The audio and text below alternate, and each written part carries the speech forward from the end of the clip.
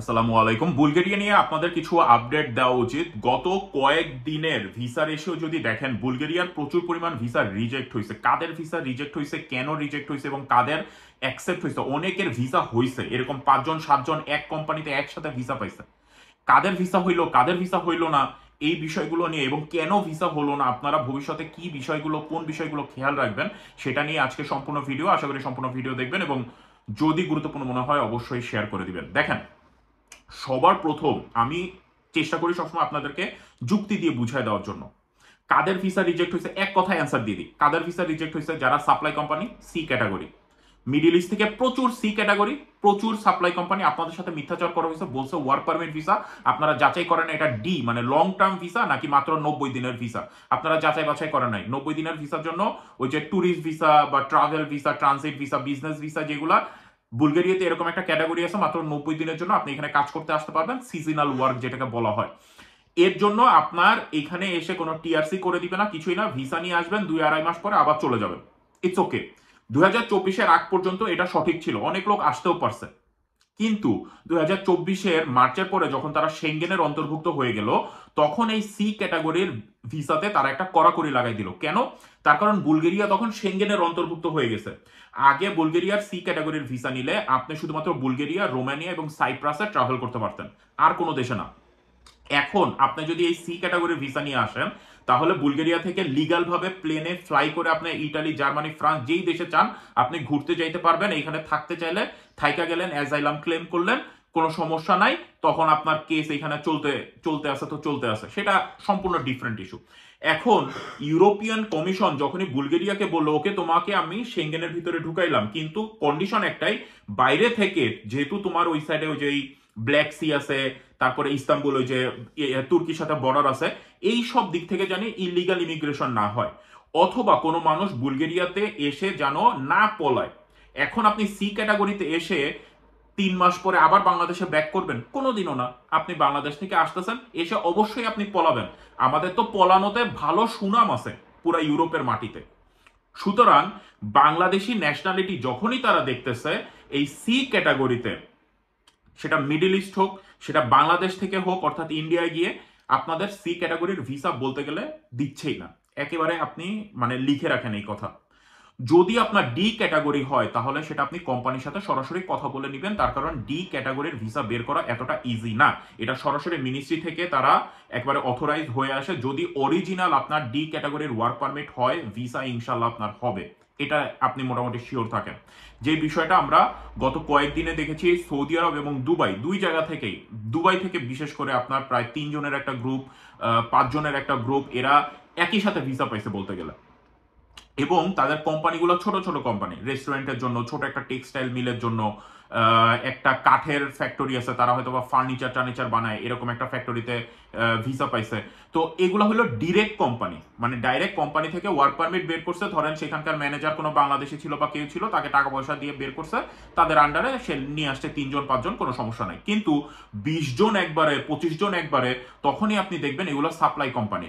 তার কারণ ধরেন ওয়ার্ক পারমিট তারা চাচ্ছে ঠিকই। ধরেন আমি বড় একটা কোম্পানি, আমার মিলিয়ন মিলিয়ন ইউরোর বিজনেস, আমার এই ওয়্যার হাউসে 50 জন লোক লাগবে। আমি বলে দিলাম ওকে শিফাত, তুমি যাও একটা সাপ্লাই কোম্পানি ধরো, আমার 50 জন লোক লাগবে। তখন আমি 3-4টা সাপ্লাই কোম্পানিরে বললাম যে আমার তুমি 20 জন করে লোক দাও।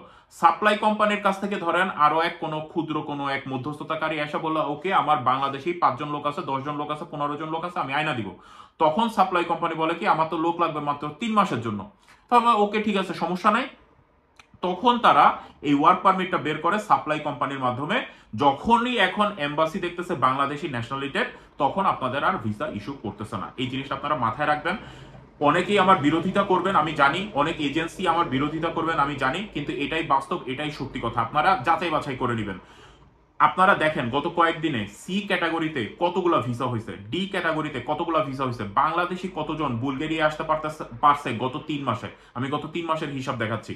গত বছর ভালো অ্যামাউন্টের লোক বুলগেরিয়াতে আসছে, কিন্তু গত 3 মাসে কতজন বাংলাদেশি বুলগেরিয়াতে ওয়ার্ক পারমিট ভিসায় আসছে আপনারা নিজেরাই যাচাই বাছাই করে নেন। যাই হোক, পরবর্তী বিষয়, যারাই অলরেডি কাগজ জমা দিয়ে দিচ্ছেন যাই করছেন আপনারা তো ওয়ার্ক পারমিট ভিসার জন্য জমা দিচ্ছেন। দেখেন আপনাদের সাথে 2 নম্বরটা কি করা হয়, সি ক্যাটাগরির কথা বলে। সি ক্যাটাগরিতে মাত্র 90 দিনের জন্য আপনারা আসতে পারবেন, আপনাদের টিআরসি কার্ড করে দিবে না। হ্যাঁ, একটা অপশন থাকে যে হয়তোবা আপনাকে করে দিতে পারে যদি আপনি খুব ভালো এমপ্লয়ি হন বা কোম্পানি যদি দরকার হয়, আপনাকে যদি প্রয়োজন মনে করে, তাহলে তারা সেটা এক্সটেন্ড করে আপনাকে ডি ক্যাটাগরিতে কনভার্ট করতে পারে এইখানে আসার পরে। কিন্তু সেই চান্স বলতে গেলে 90%ই জিরো।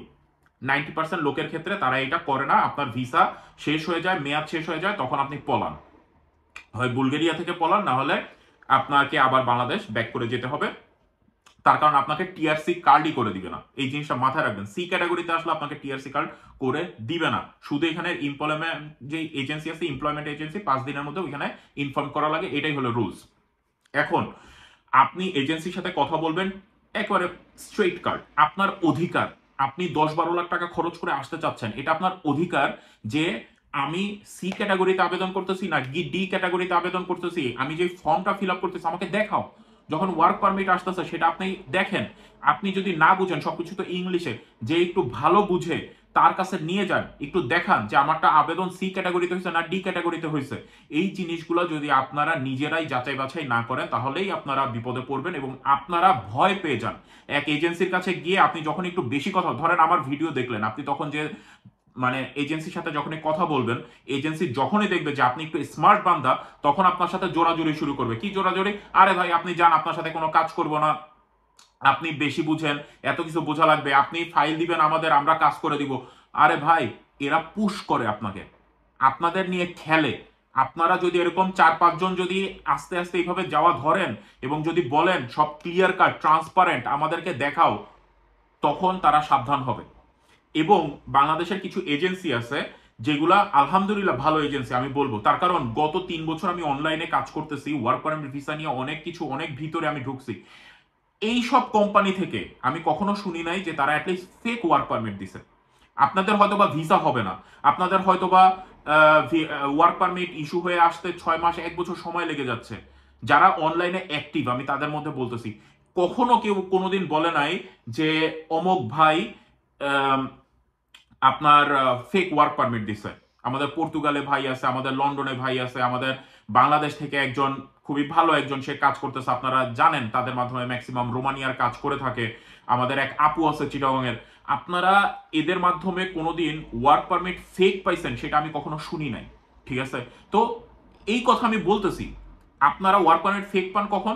যখন দেখেন যে ওই পাড়ার কোনো এক ছোটখাটো যারা আর কি মধ্যস্থতাকারী আছে, অমুক দোকানের লোক, অমুক সে মালয়েশিয়া হয়ে, থাইল্যান্ড হয়ে, ইন্দোনেশিয়া হয়ে আপনাদের পাঠাবে, এদের কাছ থেকে আপনারা হলো ফেক ওয়ার্ক পারমিট গুলো পান।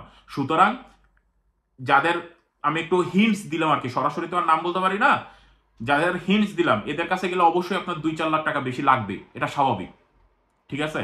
আর নতুন কিছু পাবলিক আছে যারা খুব ধুমায়া আপনার বিজনেসের কথা বলতেছে, আপনাদেরকে নিয়ে আসবেই, নিজে কোম্পানি খুলে নিয়ে আসবে, এদের থেকে সবার প্রথমে দূরে থাকবেন। তার কারণ কাজের এক্সপিরিয়েন্স না থাকলে তারা কতটুকু কাজ করবে বলেন? যাই হোক, অনেক কথা বলে ফেলছি, আপনারা বুলগেরিয়া নিয়ে সাবধান হন। তার কারণ অনেকের ভিসা রিজেক্ট হচ্ছে, অনেকে ভিসা পাইছেও। ডিরেক্ট কোম্পানি ডি ক্যাটাগরির ভিসা যদি হয়, যদি ওয়ার্ক পারমিট বের করে দিতে পারে, স্ট্রেট ফরওয়ার্ড কথা বলবেন, ইনশাল্লাহ আপনাদের ভিসা হবে।